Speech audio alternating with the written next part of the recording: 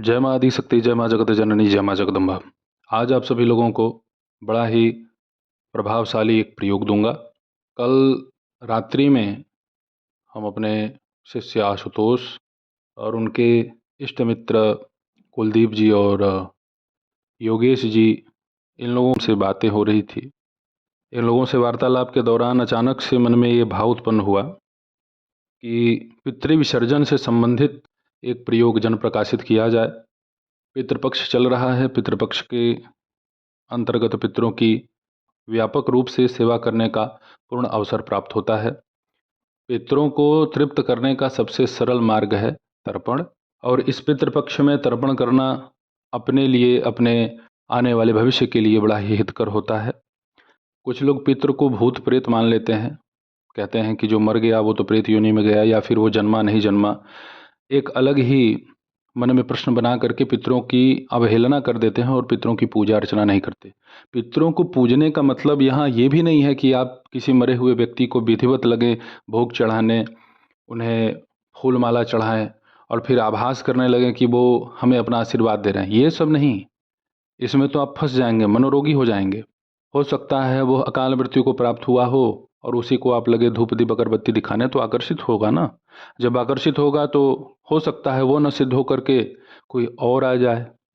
ब्राह्मणों के द्वारा आप किसी पवित्र नदी के तट पर अथवा अपने ही गौशाला में, अपने ही गांव के आसपास कोई तालाब है, वहाँ पीपल का वृक्ष है, तो उसके नीचे भी पितरों के लिए तर्पण श्राद्ध कर्म करना हितकर होता है।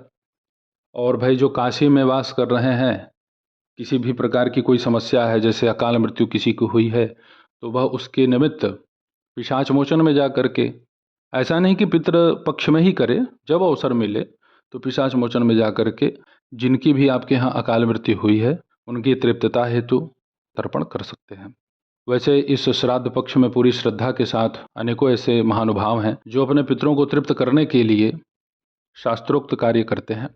आप अपने क्षेत्र में पहले तलाश कर लीजिएगा कि कोई पूजनीय पीपल का वृक्ष हो, तो वहीं पे ये कार्य होगा। आपको करना ये है कि आपको लेना है 1.25 किलो दूध गाय का। जो गौ सेवा करते हैं वो अपने पितरों को पहले ही तृप्त करके रखते हैं, उन्हें बहुत सारा ताम झाम करने का आवश्यकता नहीं पड़ता। तो गौ दुग्ध से ही पितरों का अभिसिंचन आपको करना है। अब उस पद्धति को सुन लीजिए। 1.25 किलो दूध में अपने घर का आपको अक्षत डाल देना है, और थोड़ा सा उसमें डाल देना है आपको काली तिल, और उसमें आप डाल दीजिएगा थोड़ा सा शक्कर, कच्ची चीनी। इतना ध्यान रखिएगा कि पका हुआ ना हो, कच्चा ही हो। सीधे गौ से दूध प्राप्त करें और प्रयोग में लाएं। यदि यज्ञोपवीत धारण करते हैं तो यज्ञोपवीत आपका दाहिने कंधे पे हो जाएगा, या तो आप कंठी बना लें। अब सव्य हो जाएं। सव्य होकर के पितृ का तर्पण नहीं होता है। फिर उसके बाद आप स्नान करें, और जिस वस्त्र को पहन के स्नान कर रहे हैं उस वस्त्र को निकालना नहीं है।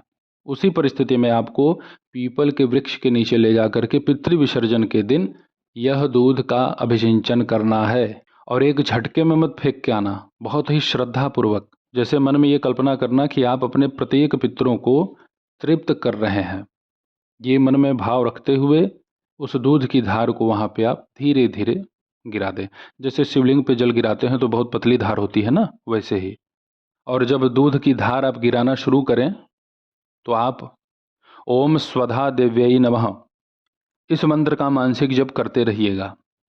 जब आप पूर्णतया उस मिश्रित दुग्ध को अर्पित कर दें तो उसमें जो काली तिल और अक्षत लगा रहेगा तो उसे आप वहीं पे साफ कर दें। जो पात्र आप लेके आए हैं उसमें तिल चावल लगा ना हो, घर ले जाना है तो पूरा साफ होना चाहिए। फिर उसके बाद उसी पीपल वृक्ष के समीप में एक घी का दीपक आप जला दीजिए। ऐसा करने से बड़ी ही चमत्कृत रूप से पितरों की प्रसन्नता आपके ऊपर बनेगी। इस प्रयोग को करने से पितरों की पूर्ण कृपा, पूर्ण आशीर्वाद आपके ऊपर बनती है। पितृदोष का समाधान होता है। जो कोई अकाल मृत्यु को प्राप्त होकर आपके घर में प्रेत बन के घूम रहा है उसकी भी तृप्तता होती है इसी मात्र एक छोटे से प्रयोग से। अर्थव्यवस्था आपकी बिगड़ी हुई है, जो घर में कलह क्लेश तनाव बढ़ा हुआ है वह सब धीरे धीरे आपको शांत होता हुआ दिखाई देगा। और यदि इस प्रयोग को आप अतिरिक्त में करना चाहते हैं तो इसे केवल और केवल अमावस्या अमावस्या आप कर सकते हैं।